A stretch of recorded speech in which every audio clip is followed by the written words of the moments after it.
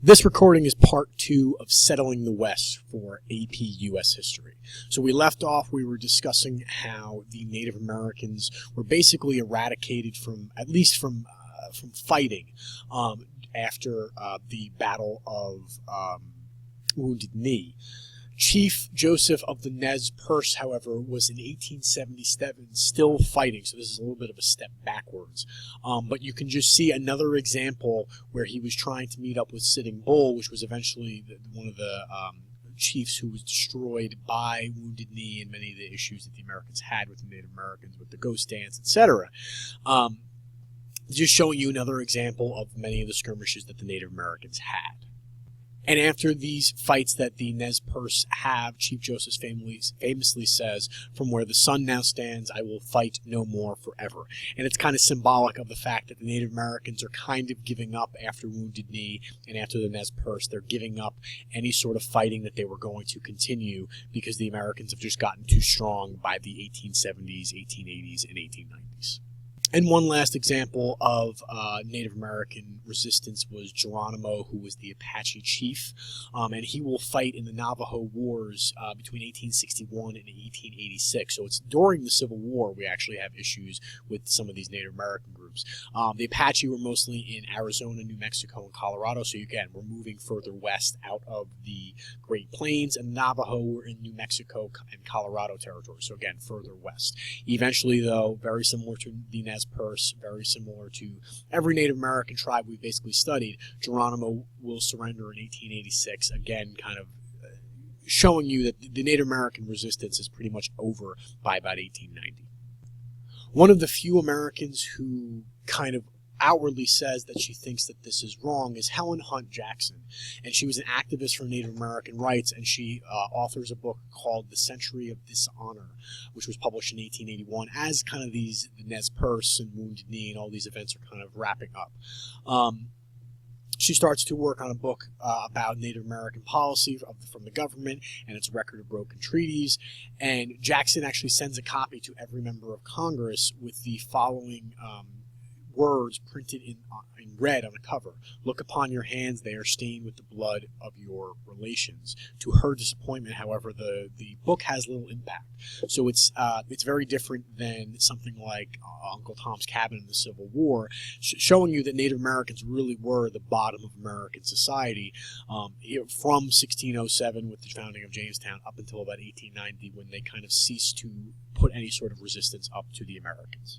On the other side, from Helen Hunt Jackson, is Frederick Jackson Turner.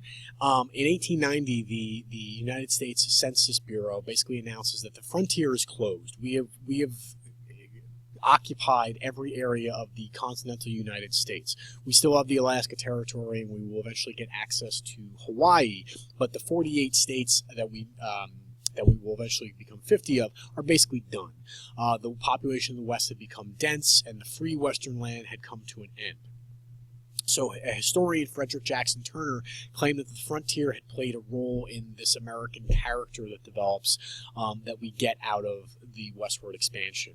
And in his Turner thesis, he says that it created a life of Americans who were more socially mobile, ready for adventure, and bent on individual self-improvement, committed to democracy, and able to withstand difficult times. And it becomes this part of the American dream, and he kind of publishes this idea of the rugged individualist, that Americans were stronger than other peoples and could withstand more. And this will lead up to, in 1928, Herbert Hoover will use the same ideas, and they will basically kind of be the founding of the Republican Party. And in the 1890s, in this westward expansion movement, we will get this also in the West with cowboys, but we will also get this in the East with people working in factories and becoming self-sufficient. So it becomes part of the American kind of identity, this idea of individualism. And Turner argues it's because we were able to move out west and be successful, obviously showing a positive side where the Native Americans would not feel this way. We should also look at some of the myths and facts and legends of the West. The Wild West is kind of a creation of Hollywood and other things. There were many wild towns of the West, but they calmed down very quickly and disappeared. So the idea of the gunslinger and things like that don't really last too long in reality. And the frontier had many churches and a variety of social groups, and the East had come west. All this idea, these are facts that actually happened. Some of the myths, however, are things that we believe to be true about the West. So you can see a Western town, and they kind of do look like some of the Hollywoodized versions of this. But one of the myths we get is this idea of the gunslinger. For example, the traditional view of the West is these guys riding horses and fighting natives and kind of a lot of freedom out there. That's not necessarily the way it was. So in reality, there were many long-term effects of this westward experience. For example, the destruction of buffalo herds and the expansion of the railroad. And literally, there were times when they just tried to knock the buffalo out of the way to get rid of these animals, in addition to, as we discussed, getting rid of Native Americans by destroying their food source. We eventually do create things like national parks. For example, Yellowstone National Park in 1872. We start to see these geysers like Old Faithful, and you will start to see we do need to conserve some of this land and not just sell it all. If you go to Yellowstone today, it's this amazing place where you can see many buffalo herds and different animals you wouldn't see, in addition to these geysers that we have in 1872 we realized we need to protect.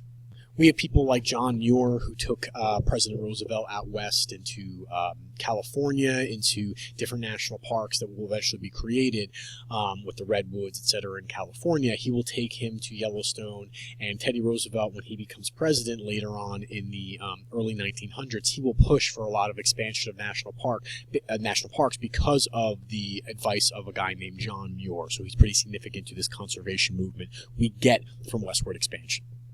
We also want the Westerners to remember our history, so we create things like Mount Rushmore with 4 of our major presidents, and obviously Teddy Roosevelt is kind of included in that because of his conservation pushes during his presidency. In recent years, we have also tried to show respect for some of the Native Americans that we did basically destroy. So you will see, if you go to the Black Hills of South Dakota, you will see the Crazy Horse Monument as well. So this kind of wraps up our discussion of the westward expansion. You can rewatch these as many times as you need in case you are unclear on anything. Good luck.